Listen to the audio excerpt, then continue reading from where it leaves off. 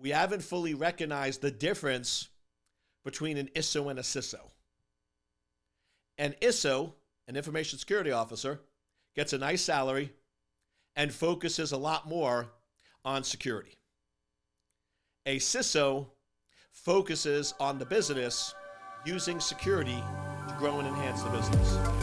Welcome to Life of a CISO.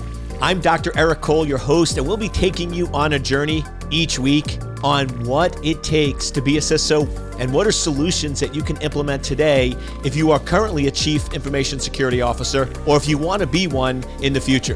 This is Life of a CISO.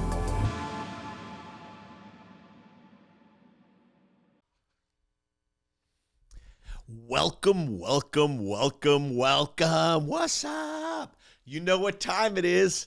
It's time for Life of a CISO with yours truly, the E-Dog. Dr. E is in the house with you, and I'm so excited. Right? I love spending some time with you. I hope you get a lot of value out of these videos. As always, if there's anything we can do to help you, just post a comment below. We do monitor, we do track, we do use that to drive future versions of Life of a CISO. Now remember, we do pre-record, and I am starting to travel a little bit, so I sometimes pre-record a couple of weeks in advance, right? Secret. I'm not supposed to tell you that, but I'm bringing you in on it because sometimes I get people go, Eric, every week I recommend a new topic and you haven't done it. And I'm like, because you need to be patient, right? A couple more weeks, it's going to come. And they go, oh, and then like 7-8 weeks later it hits and they're super, super happy. So just so you know, right now, we do pre-record these. So it's me talking to you, giving you knowledge to be world class in everything you do, especially as a CISO. But then we've also added special, I love it, on Thursday mornings at 9:30 a.m. East Coast. I come to you live on YouTube, and I spend about 45 minutes asking questions. Now remember, it's first come, first serve. So whoever gets the questions in first, I address, and it's funny because people are learning. So the door opens, you can actually ask questions before 9:30. So it used to be I log in at 9:30, and the first question comes in at 9:40, and then we get a ton of questions at 10:10, and I don't get to all of them. Now I log in at 9:25 to get ready, and I start at 9:30, and there's already 15 questions, right? People are logging in at 9:10, 9:15 and getting in the queue. So you definitely want to show up a little early, get your questions in early because it is first come, first serve. And I also, if there's less questions in the beginning, I tend to give you a little more time. So that's our time to interact, to be live, to ask questions. So definitely join me on that once a week, 9:30 a.m. East Coast time, where I'll interact with you Q&A style. So I have a question for you. What are you focused on? Really, if you have an honest discussion with me, what are you really focused on?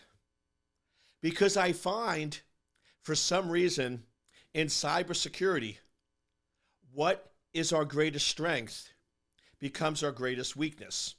And what I mean by that is this. What makes a world-class security engineer?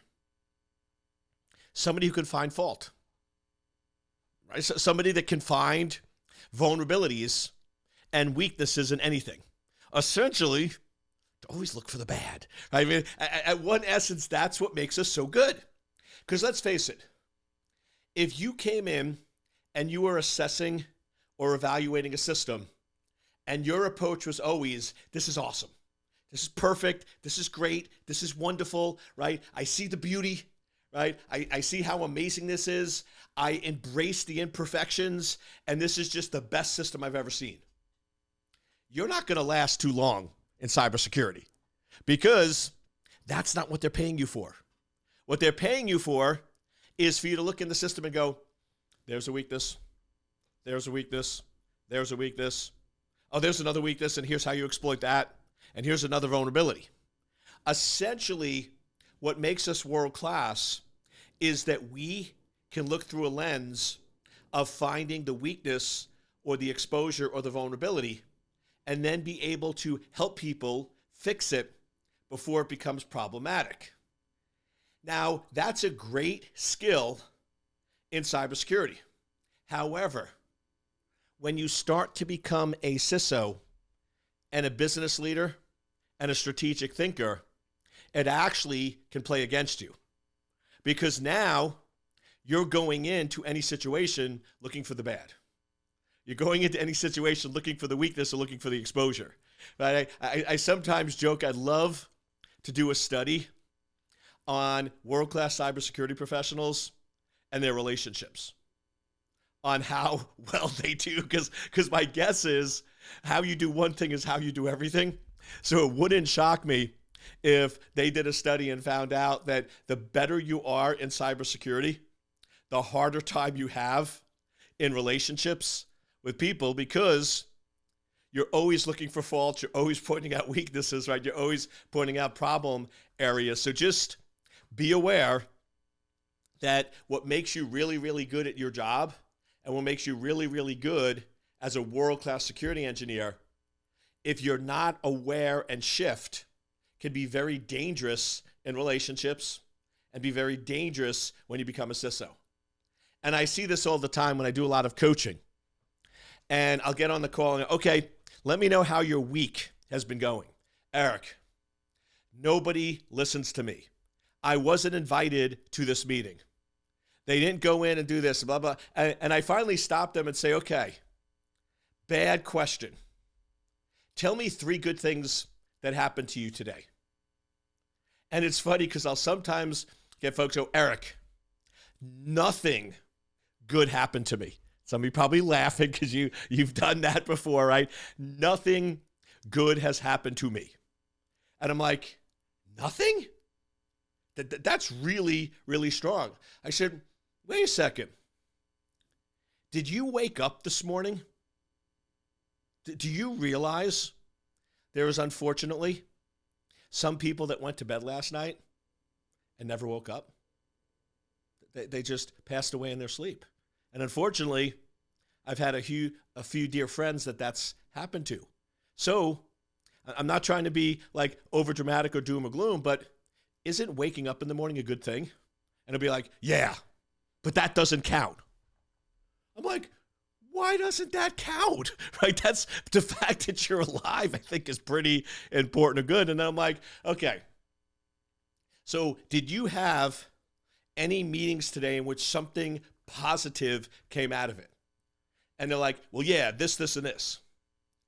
And it turns out that a lot of good things happened, but they focused on the 4 bad things, right? They focus on those things. And here's the problem. What you focus on is what gets created. So we then get in this situation where I call you get very angry CISOs. You get very depressed CISOs because they're so used to focusing on finding vulnerabilities that when they become a business leader, they immediately always focus on what's wrong. And if you do that long enough, it's going to wear on you, right? And you're going to be angry and frustrated and mad. And you've probably seen some CISOs like that are just so frustrated because of it. Now, I'm not saying you need to walk around and be Mary Poppins, that everything is good and everything is amazing, right? But you need to keep things in perspective. You need to go in and look at what you want to have happen. And I'm always reminded, have you ever seen pictures of this long road and there's telephone poles like every 500 feet? And somebody gets into an accident because they wrapped their car around the telephone pole. And you're looking at this going, how did they hit the pole? There's only a pole every few, you could easily have swerved off the road, have driven other areas and not hit a telephone pole. It's like it took work and energy to hit that. If we tried, if I had you go 70 miles an hour down the road and said, I want you to hit a telephone pole, that would be pretty difficult because you have to line up and get the angles just right. It's not an easy feat. Yet somehow somebody did it. And the reason is simple. That's what they were focused on. Right? As they're driving down and they're swerving or tired or whatever the reasons, they're like, I don't want to hit the pole. I don't want to hit the pole. I don't want to hit the pole. And guess what happens? Boom, they hit the pole. So I go back. What are you focused on? Are you focused on becoming a CISO, or are you focused on that you're not CISO material? Right? That's probably, and I'm giving away one of my secrets, but that's probably one of my most powerful tools when I coach people. In my paid coaching program, most of the folks coming in are very frustrated. They've been trying to get a CISO job for 2 to 3 years, and they basically are focused on they are not CISO material and nobody's going to hire them. And guess what? You're absolutely right. You are creating a self-fulfilling prophecy. And depending on how open or strong-willed they are, I've been able to solve that problem. I had one person I spent 10 minutes with where I said, really? I said, give me 10 characteristics of CISO material. And they named it, and I typed it on the screen. We were doing screen sharing. You could tell a little later in the day here. Awesome. We always have fun. Screen sharing. And I said, okay, you're telling me these 10 traits, if you have them, you're CISO material. And they said, yes. First one, 3 years experience. Yep. I said, you have 7. So don't you agree you have that? And they said, yes, check. Brief executives on a regular basis. I said, when you were in federal law enforcement, at least 5 to 6 times a month, you were called in to talk to executives at Fortune 500 companies around the world. You one of the top experts on briefing executives because you communicated in a way they understood.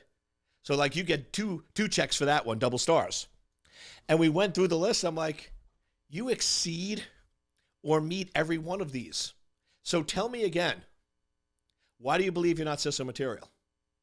And they sort of sat and said, I guess I am.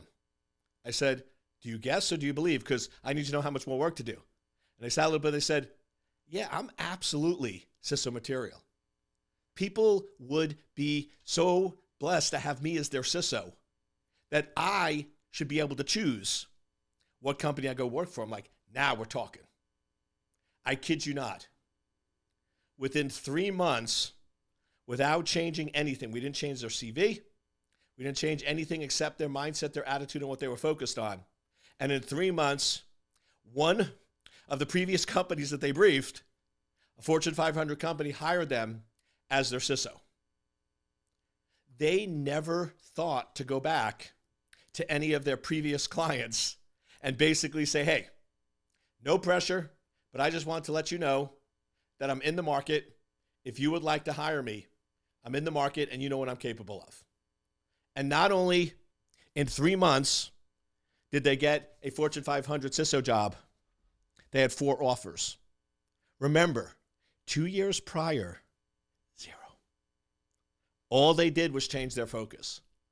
Now, some folks take a little longer, but I'm giving you some powerful stuff here. What you're focused on is going to happen. And a great lesson in this is take some race car driving lessons. Right? I love sports cars. Right? Currently, I got a Corvette C8. It's awesome. Right? But all sports cars are awesome. Right? I was going to say, as long as they run on gasoline, but I don't want to get political here, right? So I'm not going to go there. I didn't say that, right? But the other day, I will say, I was at a very nice hotel, and an electric Porsche pulled up. And when the valet, because I was waiting for my car, when the valet pulled it away, like total silence, I'm like, that's so wrong, right? That's just wrong, right? That the Porsche needs to, right? It needs to make noise, right? Porsches and sports cars are meant to have gas engines, right? So yes, I'm old school and I'm biased there, and some of you probably laughing, and some of you are just like, it's gonna happen, dude, right? And it probably will. But the point is, I love my cars and I love going fast, but I find that if you go fast on public roads, you end up making a lot of donations to the state trooper funds of the state you live in. You get speeding tickets, right? So I like going to the racetrack, and I decided once I'm going to take some lessons. Now, if you've ever taken racing lessons, what they do is they put you in a special car. It's designed to teach you how to drive. And the instructor who's next to you has a box with 4 buttons on it.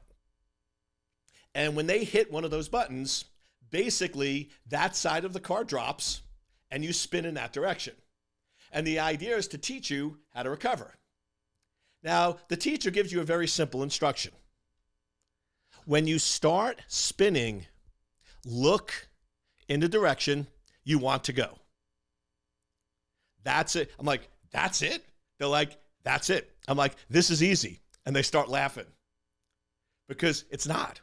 So I'm driving along and we're driving. I'm like, hit the button, right? Hit the button. I'm ready. And of course, they're not going to hit the button. So they get you chatting. You're flying around the track a few times. You're getting comfortable. They're chatting about random things. You forget they're holding the box. And boom, they hit a button. And what do you think happens? You start spinning. And what do you think I did? What do you think almost everybody does? They look at the wall. Now, if I am looking at the wall, there's a guarantee.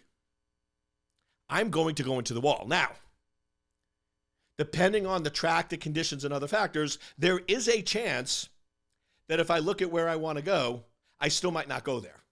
So this is not a guarantee first time. And that's important because I have people go, well, Eric, I focused on getting a CISO job for a week and it didn't happen. Yes, it might not happen right away, but I can tell you this. If you focused on not being CISO material, it'll never happen. If you focus that you are CISO material, I'm not saying it's going to happen the first time, the second time, but it'll eventually happen. So in a race car, if you look at the wall, you're going into it. Guarantee. If you look at where you want to go, there's a higher probability that's where you'll get. So of course, I go in and I look at the wall and the race car driver takes my head and turns it and we recover. And he's like, Eric, what's the lesson? I'm like, look at where you want to go. He's like, you sure you got this? Yes. So we're talking, hits a button. Starts spinning. What do you think I do? I look at the wall again, right? And we spin again, right? It took, I think, I hate to say it, like 5 or 6 tries before I finally started looking at where I want to go. And thankfully, there's a driver in the car, and that's why you pay him a lot of money, because if he wasn't in the car and I never had training and I spin for the first time, I'm looking at the wall, even though I know I'm not supposed to, and I'm going into the wall. And that's why you see so many first-time drivers or people that go to the racetrack crash their car, because as much as they know, look at where you want to go, look at where you want to go, when that car is spinning and you're terrified, your unconscious mind is going to look at that wall if you're not properly trained, and you're going to go into the wall. So same thing here. And the reason I bring up that story is you need to train yourself.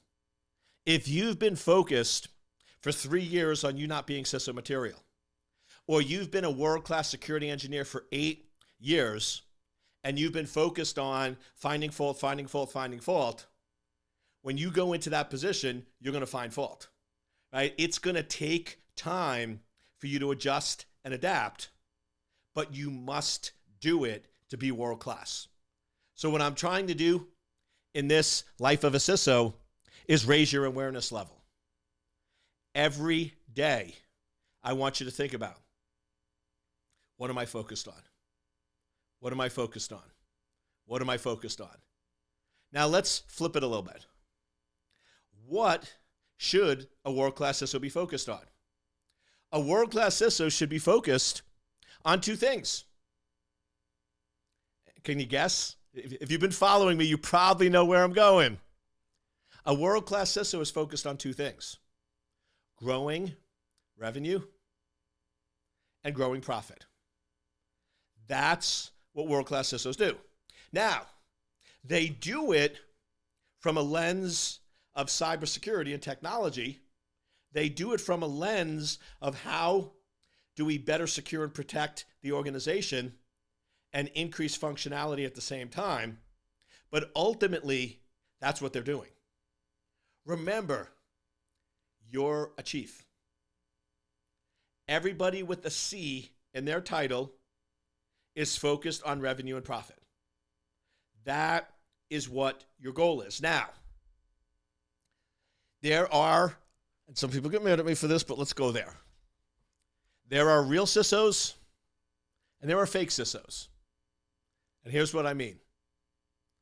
A real chief gets most of their compensation from bonus based on performance of the company and get a small percent of their income from their salary.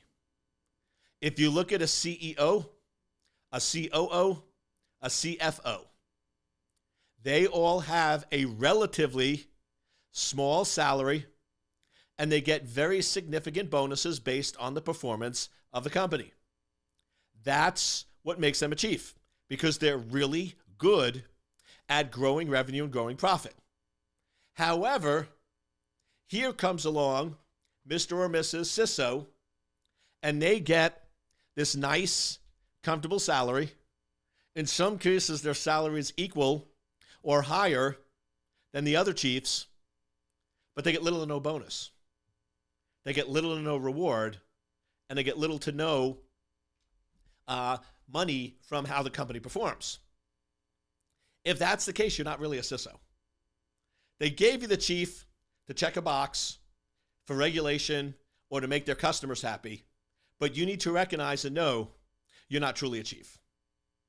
So true chiefs focus on revenue and profit, and that's how you should be rewarded. And you will get to the point, if you continue your journey of being a world-class CISO, because you are, you will get to that point where you will get that job, and you're going to get a smaller salary and a much, much, much bigger bonus, because that's what true chief information security officers get.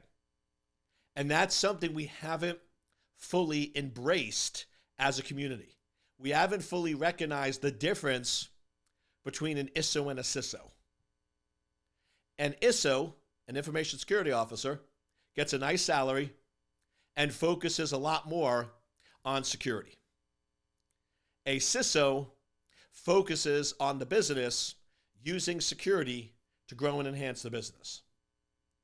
And I remember people say crazy things. And I was given a keynote 3 days ago in Sacramento, California. And one of the folks I'm talking to is going, yeah, Eric, I really appreciate what you do because security is such a challenge. I wish we could have functionality and security. But you know you can only pick one. And I said, no, I picked two. And they're like, what? I'm like, why can't you? I said, let's be honest. Who actually said, with mathematical proof and validation from a scientific standpoint, that you can't actually achieve functionality and security? And they looked puzzled. Like, Eric, of course you can. Why? Who? Somebody somewhere came up with this galactically stupid statement, and we all believed it. And we all acted like it was true. It's not. Why can't you have functionality and security? There's absolutely no reason that you can't go in and have both. Now, yes, you might flip it on me because I had this where I said that and I go, but Eric, you said the law of security is when you add functionality, you decrease security. So yes, right? You can't have 100% security with functionality, right? You're going to have to accept risk. But it's not zero. Right? I'm not saying it's binary. I'm not saying that when you add functionality, security goes to zero. Right? That's what the statement is. When you say you can't have functionality and security, pick one, it's a seesaw. If you get functionality, then security is gone. If you get security, functionality is gone. Right? That's pretty much what it's saying. That's not the case. Now, yes, if you get functionality, you might be at 70, 80, or 90% security, but that still is security, right? And you still have that proper balance in place. So I just want to make sure we're clear that this idea that you can't have both. And that's really what we're getting to when we're talking world-class CISO. World-class security engineers find problems. Now, yes, some of them can identify solutions, but I remember one of my first jobs in working in security, there was somebody that was a little more, like by a year. They weren't much senior, a little more senior than me. And they used to get me so annoyed and frustrated because they would walk into every single meeting and sort of cross their arms like this. And as the person's presenting or talking about the new technology, like, that's a vulnerability, that's an exposure, that's a weakness, or sometimes you can't do that, can't do that, can't do that. And then they would turn to him and they'd be like, great, tell us how to do it. It's like, that's not my problem. I'm security. My problem is to tell you what's wrong. It's your problem to fix it. And that always bothered me because it's a broken model. You're just going to annoy and frustrate people. Nobody is going to like you if you're the person that says what's wrong, but you never say what's right. Nobody is going to like you if you say what's wrong and you don't tell them how to fix it. And that's why in some cases, security folks have sort of got a bad rap because, oh, here comes security. They're going to tell us what we can't do. They're going to tell us everything that's wrong with our system. They're going to tell us why we have to spend $500K more, blah, blah, blah, blah, blah. What if we flip that? And this is where you become world-class CISO. What if you focused on solutions? What if your job was, and this is what I do of why I had world-class teams, because I would tell my security folks, listen, when I put you on a project, you're going to be evaluated on how well that project does. If that project gets done within schedule and within budget and is secure, then you're going to get positive review, you'll get bonus, and you'll get a raise. If that project misses schedule, misses deadlines, or goes over budget, you're going to be penalized. And at first, security folks don't like that because they're like, well, no, Eric, I don't want to be responsible for that. I'm like, I know you don't want to be responsible, but guess what? You are. And the reason is simple. Now you're going to view security as a business enabler. Now when you go in and you say, that's wrong, that's wrong, that's wrong, and you realize that you're basically going to slow down the project and cost them significant amount of money, you're not going to do that. Instead, you're going to go, here's a solution, here's a solution, here's a solution. So the big shift when you want to be world-class CISO is you need to focus on solutions and stop focusing on problems. Other thing which is tied to this, stop focusing on no and focus on yes. When I got my first job in security, I still remember it. I walked into the office and one of the more senior folks said, Eric, let's go for a walk. And as we're walking, they said, Eric, here's how we do security. We're going to send you to meetings.